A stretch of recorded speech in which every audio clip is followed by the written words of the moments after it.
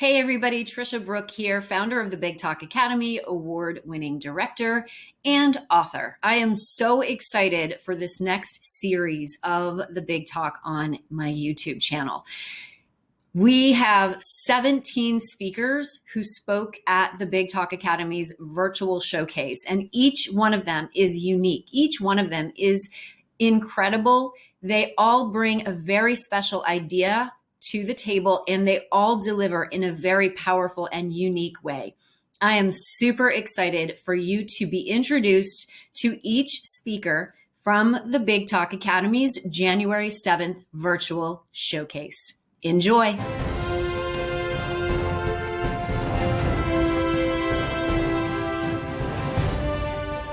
Kristen Donnelly holds a master's degree in international social work and one in cross-cultural religious anthropology, both from Baylor University, and a PhD in sociology from Queen's University, Belfast. Throughout all of those programs, she learned three key things about humanity. It's the same everywhere. Different people are different, and everyone is more complicated than we give them credit for. Professionally, Kristen is one of the good doctors of Abbey Research and the COO of Abbey Companies. Please welcome Kristen Donnelly, the great failure of tolerance.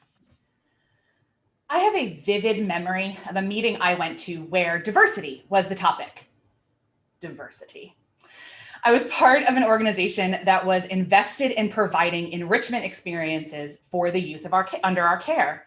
We came to the conclusion that we would invite a group of Black youth to join our group of white youth on a day of service. In terms of meals packaged for the soup kitchen, the day was 2 thumbs way up. But when I look back, it didn't meet the brief at all. There were no significant relationships formed. No one spent time with anyone they didn't come with. And we didn't actually do anything to cultivate anything past that. We just ticked the box of diversity exercise and allowed everyone to go back to their normal lives. That meeting happened when I was 11 years old. I am 37, and it could have happened yesterday. And y'all, that is a problem. Diversity is not something that happens when we shove a bunch of people into a room and say, yay, congratulations, now you're diverse. No, because every group you are in is already diverse, because every human carries diversity within them. Instead of having diversity be our goal, because it can't be a goal because it's already reality, we should have inclusion be our goal. Diversity is reality. Inclusion is our goal, and tolerance is the cheap imitation of both. Legal scholar Kimberly Crenshaw coined the term intersectionality in the 1980s to explain that women are not a homogenous group. She was specifically looking at the lived experiences of Black women and white women because even though women are systemically disenfranchised, Black women experience life significantly differently due to systemic racism, societal prejudice, etc. Since then, social scientists like myself have used this theory to explain how all of us are webs of our experiences, that we are different intersections of opportunities and privilege and oppression. And those intersections are what make us who we are. It's also become a little bit of a buzzword, so you may have heard of it. Now, I am white. I'm a woman. I'm fat. I am married. I don't have children. I am more educated than is common. I am vaguely obsessed with Captain America. I know every word to Hamilton. I am married to an immigrant. I've lived outside the United States, and I am born and raised on traditional Lenape lands. Now, all of that barely scratches the surface of who I am, but it adds a lot more dimension than just that white lady that you saw when the camera came on me. Just like Lizzo is not just her body and Malalia is not just her past, just as though Trayvon Martin was not just a Black boy that George Zimmerman saw and what saw as different and was therefore threatened by, we are all intersections of beautiful, complicated tapestries. In this room with me are two other people, and I happen to be related to both of them, conveniently. There is a lot of similarities in this room. We are all white. We all live in the Philadelphia suburbs. We are all passionate fans of the Liverpool Football Club. But even within this space, we are brimming with diversity. We have different worldviews, different life experiences, different levels of privilege with which we interact with society. But in this room, I am never, or any room I'm in with them, to be completely frank, only a woman, as though I am the woman in the room, quota, tick box, etc. They expect me to bring every single piece of me to every conversation. Now, I know a lot of hard things. We disagree on a lot of stuff. They believe things that make me cranky or downright angry. I'm the same for them. And we know that about each other because we've been doing life together for a real long time.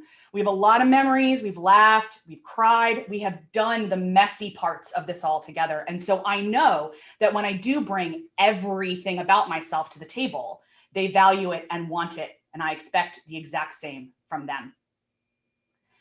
The students at the beginning of this talk were hospitable. They were kind even. There was no outright arguments or racist epithets. They were tolerant. Tolerance thrives in a society that still believes in the myth of separate but equal and allows us all to exist within the bubble of our own worldview as though it is the only valid one. Tolerance is when women are protesting rape culture and people are concerned for a young man's future. Tolerance is when we are more in tune with the cost of our clothing than the cost to the planet.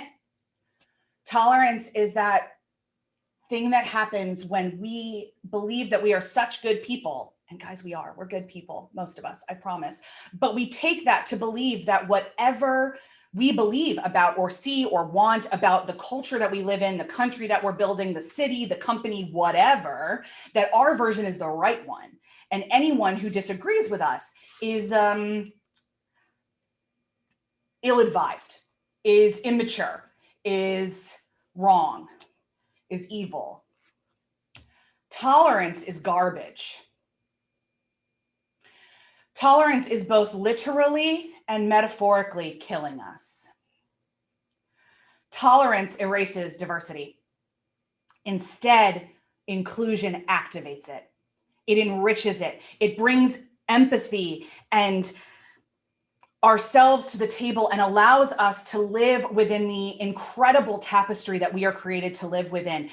I am convinced with every fiber of my being, backed by social science research and a whole heap of lived experiences, that if we keep pretending that we can fix and enrich diversity and fix all of this and whatever by having day-long workshops where white folks and Black folks come together, we're doomed. It's never going to work. I was raised to believe that hospitality was our number one familial priority, and it kind of was. To clothe the naked, to feed the hungry, to offer welcome to anyone who wanted it. And my life is so rich for it. But I realized a couple of years ago that if I didn't start also knowing the people I offered hospitality to, it was pretty cheap. So I began to do the only thing I knew how to do to get to know people better. I asked them questions and I listened to them. I began to practice radical, inclusive, intersectional hospitality, and it changed my life. The good news is that practicing radical, inclusive, intersectional hospitality is really simple. It's really hard. It's a discipline. It's a practice. It's work. But it is so simple. All you have to do is listen. Read books by authors you don't agree with, watch documentaries on cultures you don't understand, volunteer with organizations that you believe in and get to know your fellow participants, ask them questions, actively listen to their answers, ask some more questions, be kind with your resources and generous with your worldview. For until we see each other as anything more than flat caricatures of tolerance, we will never claw our way out of the world we have created by believing that difference is less than. We got here through ignorance. we can get out through empathy. Because here's the really fun thing about knowing people. Once you get to know them and expand your understanding of the world to include theirs, and you understand them, but maybe don't condone or even agree with them, but you understand them, your worldview shifts enough to where your actions reflect knowing difference.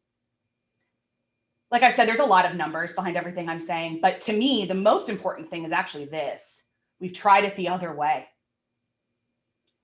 We've tried being elitist and exclusive and isolated and tolerant. We've tried it and it's not working. It's really not working. So why don't we try something different?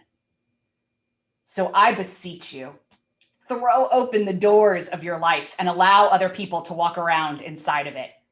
And then do the same with them and keep going until your response to difference is curiosity. Ask questions, listen actively, ask more questions. Allow your worldview to expand, your understandings of things to shift, and your life to be richer. Radical inclusive hospitality is so simple, but it is work, and it is time to get started. Thank you. Thank you so much for tuning in to the Big Talk Academy's virtual showcase supporting these incredible speakers. If you have the desire to speak on my virtual stage, go to thebigtalkacademy.com for more information. This is a 12-week certification speaker training program that is going to give you everything that you need to have the global impact you desire. And if you haven't already subscribed, go ahead and subscribe, hit that notification bell so that you get access to all of our latest episodes. I love having you here, and I always respond to the comments. Big love.